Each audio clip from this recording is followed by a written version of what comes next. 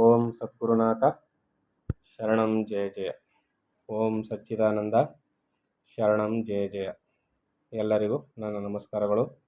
ಯೋಗ ವಾಸಿಷ್ಠ ನಿರ್ವಾಣ ಪ್ರಕರಣದಲ್ಲಿ ವಸಿಷ್ಠ ಗುರುಗಳಿಗೆ ಪರಶಿವನು ಪರಮಾತ್ಮ ಬೇರೆ ಅಲ್ಲ, ಜಗತ್ತು ಬೇರೆ ಅಲ್ಲ, ಸೂರ್ಯ ಬೇರೆ ಅಲ್ಲ, ಸೂರ್ಯನ ಹೊಳೆಯುವಿಕೆ ಬೇರೆ ಅಲ್ಲ ಅನ್ನೋ ಒಂದು ಉದಾಹರಣೆ ಸಮೇತ ಇಲ್ಲಿ ವಿವರಣೆಯನ್ನು ಕೊಡ್ತಾ ಇದ್ದ. ಇಲ್ಲಿ ಎಲ್ಲವೂ ಪರಬ್ರಹ್ಮವೇ ಅನ್ನುವುದಕ್ಕೆ ಅನೇಕ ನಿದರ್ಶನಗಳನ್ನ ಕೂಡ ಇಲ್ಲಿ ಕೊಡ್ತಾ ಇದ್ದ. ಮರವನ್ನು ಪಾಪದ ವೃಕ್ಷ ಎಂದು, ಪಾದಪ ವೃಕ್ಷ ಎಂದು ಬೇರೆ ಬೇರೆ ಹೆಸರುಗಳಿಂದ ಕರೆಯುವಂತೆ, ಆ ಚಿತ್ತನ್ನೇ ಆಕಾಶ, ಪರಮಾಕಾಶ, ಬ್ರಹ್ಮಾಕಾಶ, ಜಗತ್ತು, ಚಿತಿ ಎಂಬ ಪರ್ಯಾಯ ಪದಗಳಿಂದ ಕರೆಯುವರು. ಅರ್ಥ ಆಗ್ತಿದೆಯಲ್ಲ? ಒಂದು ಮರವನ್ನು ಹೇಗೆ ಬೇರೆ ಬೇರೆ ಹೆಸರಿನಿಂದ ಕರೀತಾರೋ ಹಾಗೆ ಪರಮಾತ್ಮನನ್ನು ಕೂಡ ಬೇರೆ ಬೇರೆ ಹೆಸರುಗಳಿಂದ ಕರೀತಾರೆ. ಏನಂತ ಕರೀತಾರೆ? ಆಕಾಶ ಅಂತ ಕರೀತಾರೆ, ಪರಮಾಕಾಶ ಅಂತ ಕರೀತಾರೆ, ಚಿದಾಕಾಶ ಅಂತ ಕರೀತಾರೆ, ಬ್ರಹ್ಮಾಕಾಶ ಅಂತ ಕರೀತಾರೆ, ಜಗತ್ತು ಅಂತ ಕರೀತಾರೆ, ಚಿತಿ ಎಂದು ಕರೀತಾರೆ. ಈಗ ಅನೇಕ ಪದಗಳಿಂದ ಕರೀತಾರೆ. ಹೀಗೆ ಒಂದೇ ಆಗಿರುವುದೇ ಎರಡಾಗಿ ಕಾಣುವುದು, ಸ್ವಪ್ನ, ಸಂಕಲ್ಪ, ಮಾಯಾ ಇವುಗಳಲ್ಲಿ ಚೆನ್ನಾಗಿ ಅನುಭವವಾಗುವುದು. ಹಾಗೆಯೇ ಚಿದಾಕಾಶವೇ ಜಗದ್ರೂಪವಾಗಿ ತೋರುವುದು. ಸಂವಿದ್ ಆಕಾಶವೇ ಸ್ವಪ್ನದಲ್ಲಿ ಜಗದ್ರೂಪವಾಗಿ ತೋರುವಂತೆ ಜಾಗ್ರತೆಂಬ ಇನ್ನೊಂದು ಸ್ವಪ್ನದಲ್ಲಿಯೂ ಹಾಗೆ ನಮಗೆ ತೋರುವುದು. ಗೊತ್ತಾಯ್ತಲ್ವಾ? ಇಲ್ಲಿ ಈ ನಿರ್ಭಯಲಾಗಿರ್ತಕ್ಕಂತಹ ಪರಮಾತ್ಮನೇ ಸ್ವಪ್ನದಲ್ಲಿ ಜಗದ್ರೂಪನ್ನ, ಮನಸ್ಸಿನ ಚಲನೆಯಿಂದಾಗಿ ಜಗದ್ರೂಪನ್ನ ತಾಳುವಂತೆ ಈ ಜಾಗ್ರತೆಂಬ ಈ ಸ್ವಪ್ನದಲ್ಲಿ ಇಲ್ಲಿಯೂ ಕೂಡ ಪ್ರಪಂಚವಾಗಿ ತೋರ್ತಾ ಇರೋದು ಯಾವುದು? ಅದೇ ಪರಮಾತ್ಮನೇ. ಸ್ವಪ್ನಪುರದಲ್ಲಿ ಚಿದಾಕಾಶವಲ್ಲದೆ ಇನ್ನೇನು ಹೇಗೆ ಇಲ್ಲವೇ ಇಲ್ಲವೋ ಹಾಗೆಯೇ ಜಾಗೃತನಲ್ಲಿಯೂ ಮಹಾಚಿತ್ ಅಲ್ಲದೆ ಇನ್ನೇನು ಇಲ್ಲವೇ ಇಲ್ಲ. ಆದ್ದರಿಂದ ನಾವು ಇಲ್ಲಿ ಬೇರೆ ಬೇರೆ ಹೆಸರುಗಳಿಂದ ಕರೆಸ್ಕೊಳ್ತಿರ್ತಕ್ಕಂಥ ಆ ಪರಮಾತ್ಮನನ್ನು ನಾವು ಸರಿಯಾಗಿ ಅರ್ಥ ಮಾಡಿಕೊಳ್ಬೇಕು. ಈಗ ಪರಶಿವನು ವಸಿಷ್ಠರಿಗೆ ಈ ರೀತಿಯಲ್ಲಿ ಎಲ್ಲ ಪರಮಾತ್ಮನಲ್ಲದೆ ಬೇರೆ ಅಲ್ಲ ಅಂತ ಹೇಳಬೇಕಾದ್ರೆ ಚಿದಾಕಾಶವೇ ಜಗದ್ರೂಪವಾಗಿ ತೋರುವುದು ಅಂತ ಇಲ್ಲಿ ಸ್ವಪ್ನದಲ್ಲಿಯೂ, ಜಾಗೃತ ಎಂಬ ಸ್ವಪ್ನದಲ್ಲಿಯೂ ಕೂಡ ಪರಮಾತ್ಮನೇ ತೋರ್ತಾ ಇದ್ದಾನೆ ಅಂತ ಹೇಳಿದ್ರು. ಅದಕ್ಕೆ ಶಿಷ್ಯನಾದವನಿಗೆ ಗುರುಗಳು ಯಾವ ರೀತಿಯಲ್ಲಿ ಬೋಧನೆಯನ್ನು ಮಾಡ್ತಾರೆ ಅಂತ ಅಂದರೆ ಈ ವಿಚಾರವಾಗಿ, ಎಲ್ಲ ಪರಬ್ರಹ್ಮವೆನಬೇಕು, ಬೇರೊಂದಿಲ್ಲವೆಂಬುವ ದೃಢವಿರಬೇಕು. ಅರ್ಥ ಆಗ್ತದೆ ಅಲ್ವಾ? ಎಲ್ಲ ಪರಮಾತ್ಮನೇ ಅಂತಕ್ಕಂಥ ಪರಬ್ರಹ್ಮನೇ ಅಂತ ಇರಬೇಕು, ಬೇರೆ ಇನ್ನೊಂದಿಲ್ಲ, ಪರಮಾತ್ಮನನ್ನು ಬಿಟ್ಟು ಬೇರೆ ಇನ್ನೊಂದಿಲ್ಲ, ಜಗತ್ತು ಪರಮಾತ್ಮವೇ, ಎಲ್ಲವೂ ಪರಮಾತ್ಮವೇ ಅಂತ ದೃಢವಿರಬೇಕು. ಇಲ್ಲಲ್ಲಿ ತೋರುವುದೆಲ್ಲ ಪರಬ್ರಹ್ಮನ ಉಲ್ಲಾಸವೇ ಇದು ಎನ್ನಬೇಕು. ಎಲ್ಲ ಪರಬ್ರಹ್ಮನ ಲೀಲೆ, ಉಲ್ಲಾಸವೇ ಅಂತ ನಾವು ತಿಳಿಬೇಕು. ಪರಮ ನಾನೆಂಬುದನ್ನು ಅರಿಯಬೇಕು, ಅದನ್ನು ಅರಿಯಬೇಕಾದರೆ ಗುರು ಬೇಕು. ನನ್ನನ್ನು ನಾನು ಏನಂತ ತಿಳಿಬೇಕು? ನಾನೇ ಪರಮಾತ್ಮನು, ಸಾಕ್ಷಾತ್ ನಾನೇ ಪರಮಾತ್ಮನು ಅಂತ ನಾನು ಅರಿಯಬೇಕು. ಅದನ್ನು ಅರಿಯಬೇಕಾದರೆ ಗುರು ಬೇಕು. ಗುರು ದೊರೆಯಲಾತನ ಚರಣದೊಳಗೆ ತನ್ನ ಶಿರವನ್ನು ಮರೆಸದಿಟ್ಟಿರಬೇಕು. ಗುರು ದೊರೆತಾಕ್ಷಣ ಆಗೋಯ್ತಾ? ಗುರುವಿನ ಅಡಿದಾವರೆಗಳಲ್ಲಿ ನಮ್ಮ ಚರಣವನ್ನು ಇಟ್ಟಿರ್ಬೇಕಂದ್ರೆ ಗುರುವಿಗೆ ಸಂಪೂರ್ಣ ಶರಣಾಗತಿಯನ್ನು ಹೊಂದಿ ಅವನ ಆಜ್ಞಾನುಸಾರ ನಾವು ಸಾಧನೆಯನ್ನು ಮಾಡ್ತಾ ಇರಬೇಕು. ರೂಪುನಾಮಗಳ ಬಿಡಬೇಕು. ಇಲ್ಲಿ ಪರಮಾತ್ಮನಿಗೆ ರೂಪು ಇಲ್ಲ, ಕಣ್ಣಿಗೆ ಕಾಣ್ತಕ್ಕಂಥ ರೂಪು ಇಲ್ಲ, ಹೇಳಲಿಕ್ಕೆ ನಾಮಗಳು, ಹೆಸರು ಕೂಡ ಇಲ್ಲ. ರೂಪುನಾಮಗಳ ಬಿಡಬೇಕು. ಆದ್ಯಾರೋಪದೊಳದನು ಕಟ್ಟಿಡಬೇಕು. ಆ ಪರಂಜ್ಯೋತಿ ಸ್ವರೂಪನೇ ತಾನಾಗಿ ಪಾಪ ಪುಣ್ಯಗಳೆಲ್ಲ ಕೆಡಬೇಕು. ಒಡಲು ನಾನಲ್ಲೆಂಬ ನುಡಿಬೇಕು, ತಾನು ನುಡಿದ ನುಡಿಗೆ ತಕ್ಕ ನಡೆಬೇಕು. ಒಡಲಿನ ತೊಡಕನು ಬಿಡಿಸಿದ ಗುರುವರ ನಡಿಯೊಳಗ ಒಡಲು ಇಡಬೇಕು. ಗೊತ್ತಾಗ್ತದಲ್ವ? ಒಡಲಿನ ತೊಡಕು, ಬಂಧನವನ್ನು ಬಿಡಿಸಿದಂಥ ಆ ಸದ್ಗುರುವಿನ ಪಾದದಲ್ಲಿ ನಾವು ಶರಣಾಗತಿಯನ್ನು ಮಾಡಬೇಕು. ಈ ಶರೀರವನ್ನು ಗುರು ಸೇವೆಗೆ ಮುಡುಪಾಗಿಡಬೇಕು. ತಾನೆಂಬ ನುಡಿಯ ಬಂಧಿಸಬೇಕು, ಸಮ್ಯಕ್ ಜ್ಞಾನದಿಂದ ಅದನ್ನು ತಿದ್ದಿಸಬೇಕು. ಮಾನ ಮೇಯಗಳೆಂಬುದೇನೊಂದು ತೋರದ ಸಚ್ಚಿದಾನಂದ ಭಾವ ಸಿದ್ಧಿಸಬೇಕು. ಸತ್ತು ಚಿತ್ತು ಆನಂದ, ಆ ಸಚ್ಚಿದಾನಂದ ಭಾವ ನಮಗೆ ಸಿದ್ಧಿಸಬೇಕು. ಉಪಮೇಯ ಉಪಮಾನಗಳೆಲ್ಲ ಹೋಗಬೇಕು, ನಮಗೆ ಅವು ಇರಬಾರ್ದು. ಆರು ನಾನೆಂದು ಶೋಧಿಸಬೇಕು, ಮುಂದೆ ತೋರುವ ಜಗವ ಭೇದಿಸಬೇಕು. ಬೇರೇನು ತೋರದೆ ಈರೇಳು ಲೋಕವ ಮೀರಿದ ಪದವ ಸಾಧಿಸಬೇಕು. 14 ಲೋಕಗಳನ್ನು ಮೀರಿದ ಪದವ ಸಾಧಿಸಬೇಕು. ಜಾತಿ ಸೂತಕ ಭ್ರಾಂತಿ ಬಿಡಬೇಕು. ಇಷ್ಟೊತ್ತು ವಸಿಷ್ಠರು ಅದನ್ನೇ ತಾನೇ ಗುರುಗಳು ಹೇಳ್ತಾ ಇದ್ದಿದ್ದು, ಪರಮಾತ್ಮ ಹೇಳ್ತಾ ಇದ್ದಿದ್ದು.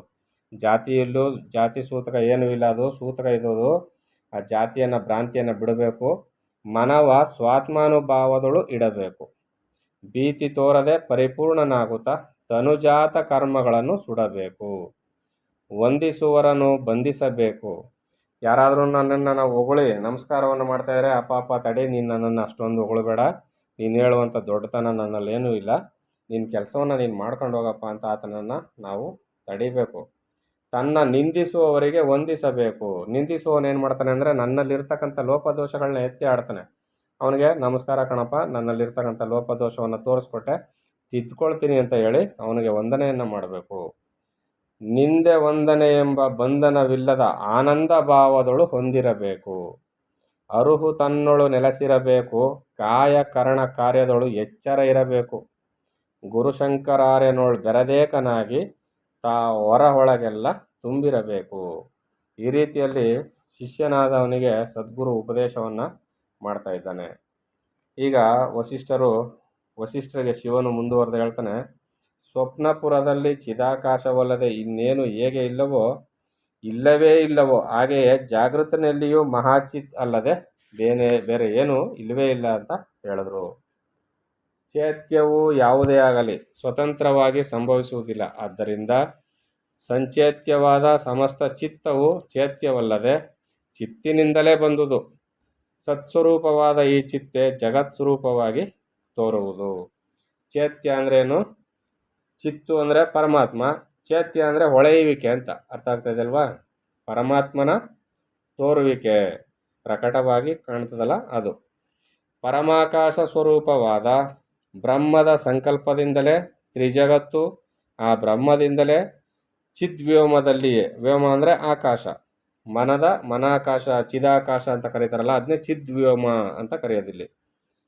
ಬ್ರಹ್ಮದಿಂದಲೇ, ಯಾವುದರಿಂದ? ತ್ರಿಜಗತ್ತು, ಆ ಬ್ರಹ್ಮದಿಂದಲೇ ಚಿದ್ವ್ಯೋಮ ಹೊರಬಂತು. ಹಾಗೆ ಬಂದಿರುವುದು ಒಂದು ಕನಸಿನಂತೆ ಎಂದು ತಿಳಿ. ಈಗ ಜಗತ್ತುಗಳು ಹೊರಬಂದಿದ್ದರೂ ಅವಕ್ಕೆ ಪ್ರತ್ಯೇಕ ಸತ್ಯ ಇಲ್ಲವಾಗಿ ಅವು ಬೇರೆಯಾಗಿ ಇವೆ ಎನ್ನಲಾಗುವುದಿಲ್ಲ. ಸೂರ್ಯನಿಂದಲೇ ಹೊಳೆಯುವಿಕೆ ಹೊರಗೆ ಬಂದಿದೆ, ಅದು ಜಗತ್ತನ್ನು ತುಂಬ ಆವರಿಸ್ಕೊಂಡಿದೆ. ಆದರೆ ಸೂರ್ಯನೇ ಇಲ್ಲದೆ ಅವಕ್ಕೆ ಅಸ್ತಿತ್ವ ಇಲ್ಲದ್ರಿಂದ ಆ ಹೊಳೆಯುವಿಕೆ ಬೇರೆ ಅಲ್ಲ, ಸೂರ್ಯ ಬೇರೆ ಅಲ್ಲ. ಆದ್ದರಿಂದ ಚೈತನ್ಯ ವಸ್ತು ಬೇರೆ ಅಲ್ಲ, ಆ ಚೈತನ್ಯ ವಸ್ತುವಿನಿಂದ ಕಾಣ್ತಕ್ಕಂಥ ಈ ಜಗತ್ತು ಬೇರೆ ಅಲ್ಲ. ಬ್ರಹ್ಮವು ಬಹುಶ್ಯಾಂ ಪ್ರಜಾಯೇಯ, ನಾನು ಅನೇಕವಾಗಬೇಕು ಎಂದುಕೊಂಡಿತು, ಅದರಿಂದ ಏಕವು ಅನೇಕವಾಯಿತು ಎಂದು ಶ್ರುತಿವಾಕ್ಯವು ಹೇಳುತ್ತಿದೆ. ಚಿದಾಕಾಶ ಸ್ವರೂಪನಾದ ಆತ್ಮವೇ ಕನಸಿನಲ್ಲಿ ಘಟ ಪಟ ಮೊದಲಾದವೆಲ್ಲವೂ ಆಗಿ ತೋರುವಂತೆ ಸೃಷ್ಟಿಯ ಆದಿಯಲ್ಲಿಯೂ ಈ ಸೃಷ್ಟಿಯೆಲ್ಲವೂ ಚಿದಾಕಾಶದಿಂದಲೇ ಆಯಿತು. ಬಯಲು ಬ್ರಹ್ಮಾಂಡದೊಳಗೆ ನಿರ್ಬಯಲು ತಾನಾಗಿ ತೋರ್ತಾ ಇರ್ತಕ್ಕಂಥ ಈ ಪರಮಾತ್ಮನು ಜಗತ್ತಾಗಿಯೂ ಕೂಡ ತನ್ನೊಳಗೆ ತಾನೇ ತೋರ್ತಾ ಇದ್ದಾನೆ. ಸ್ವಪ್ನದಲ್ಲಿ ಜನ ಪ್ರಾಣಿ ಮೊದಲಾದವುಗಳೆಲ್ಲ ತುಂಬಿರುವ ಪಟ್ಟಣವೊಂದು ಕಂಡುಬಂದರೂ ಅದೆಲ್ಲವೂ ಶುದ್ಧ ಸಂಯುಕ್ತಲ್ಲದೆ ಇನ್ನೇನು ಹೇಗೆ ಅಲ್ಲವೋ ಹಾಗೆ ನಾನಾ ವಿಧವಾಗಿ ಕಾಣುತ್ತಿರುವ ಈ ಭುವನತ್ರಯನದಲ್ಲಿಯೂ ಶುದ್ಧ ಸಂಯುಕ್ತ ಒಂದೇ ಅಲ್ಲದೆ ಇನ್ನೇನೂ ಇಲ್ಲ. ಜಗತ್ತಾಗಿ ಕಾಣುವ ದೃಶ್ಯಗಳು ಯಾವುದುಂಟೋ, ಕಾಲತ್ರಯ ಸಂಬಂಧವಾಗಿ ಕಾಣುವ ಭಾವ ಅಭಾವಗಳು ಯಾವುದುಂಟೋ ಅವೆಲ್ಲವೂ ದೇಶ ಕಾಲ ಪರಿಚ್ಛೇದವನ್ನು ಒಪ್ಪಿಕೊಂಡು ಚಿತ್ರವಾಗಿರುವ ಚಿದ್ವ್ಯೋಮ ಮಾತ್ರವೆಂದು ತಿಳಿ. ಅಂದರೆ ಚಿದಾಕಾಶವೇ ಅಂತ ತಿಳ್ಕೊ ಅಂತ ಇಲ್ಲಿ ಗುರುಗಳು ಹೇಳ್ತಾ ಇದ್ದಾರೆ. ಆದ್ದರಿಂದ ನಾನು ಮೊದಲೇ ಹೇಳಿದಂತೆ ಪರಮಾರ್ಥ ದೃಷ್ಟಿಯಿಂದ ನೋಡಿದಾಗ ಯಾರು ಎಲ್ಲದಕ್ಕಿಂತ ಶ್ರೇಷ್ಠನೋ ಅವನೇ ದೇವನು, ನೀನು ಯಾರೋ ಅವನೇ ನಾನು, ಯಾರು ಎಲ್ಲವೂ ಆಗಿರುವನೋ ಅವನೇ ಜಗತ್ತೂ ಆಗಿರುವನು ಅಂತ ಶಿವ ಇಲ್ಲಿ ವಸಿಷ್ಠರಿಗೆ ಹೇಳ್ತಾ ಇದ್ದಾನೆ. ಸಮಸ್ತವಾದ ಪದಾರ್ಥಗಳ ಆ ಜಗತ್ತಿನ ಅವನ, ನಿನ್ನ, ನನ್ನ ದೇಹವೆಂಬುದು ಯಾವುದುಂಟೋ ಅದು ಚೇತನ ಆಕಾಶವೇ ಹೊರತು ಇನ್ನು ಏನೂ ಅಲ್ಲ. ಆ ಚೇತನ ಆಕಾಶವೇ ಪರಮಾತ್ಮನು, ಇನ್ನು ಬೇರೆ ಯಾವುದೂ ಇಲ್ಲವೇ ಇಲ್ಲ ಅಂತ ಇಲ್ಲಿ ಶಿವನು ವಸಿಷ್ಠರಲ್ಲಿ ಹೇಳ್ತಾ ಇದ್ದಾನೆ. ಸಂಕಲ್ಪದಲ್ಲಿಯೂ ಸ್ವಪ್ನಪುರದಲ್ಲಿಯೂ ಶರೀರವಾಗಿ ಕಾಣುವುದು ಯಾವುದುಂಟೋ ಅದು ಚಿದ್ವ್ಯೋಮವೇ, ಅಂದರೆ ಚಿದಾಕಾಶವೇ ಹೊರತು ಇನ್ನೇನೂ ಅಲ್ಲ. ಹಾಗೆಯೇ ಸೃಷ್ಟಿಯಲ್ಲಿಯೂ ಮೊದಲನೆಯ ಹಿರಣ್ಯಗರ್ಭನ ಸೃಷ್ಟಿಯಿಂದ ಹಿಡಿದು ಇನ್ನೊಂದು ಬೇರೆಯಾದುದು ಯಾವುದೂ ಇಲ್ಲ ಅಂತ ಇಲ್ಲಿ ಶಿವನು ವಸಿಷ್ಠರಿಗೆ ಉಪದೇಶವನ್ನು ಮಾಡ್ತಾನೆ. ಇನ್ನು ಮುಂದಿನ ಆಡಿಯೋದಲ್ಲಿ ಮುಂದಿನ ವಿಚಾರವನ್ನು ನೋಡೋಣ. ಶಿವ ಇನ್ನು ಮುಂದೆ ಏನು ಹೇಳ್ತಾನೆ ಅಂತ. ಎಲ್ಲರಿಗೂ ನನ್ನ ನಮಸ್ಕಾರಗಳು. ಓಂ ಸದ್ಗುರುನಾಥ ಶರಣಂ ಜಯ ಜಯ. ಓಂ ಸಚ್ಚಿದಾನಂದ ಶರಣಂ ಜಯ ಜಯ. ಹರಿ ಓಂ ತತ್ಸತ್. ಹರಿ ಓಂ ತತ್ಸತ್. ಹರಿ ಓಂ ತತ್ಸತ್.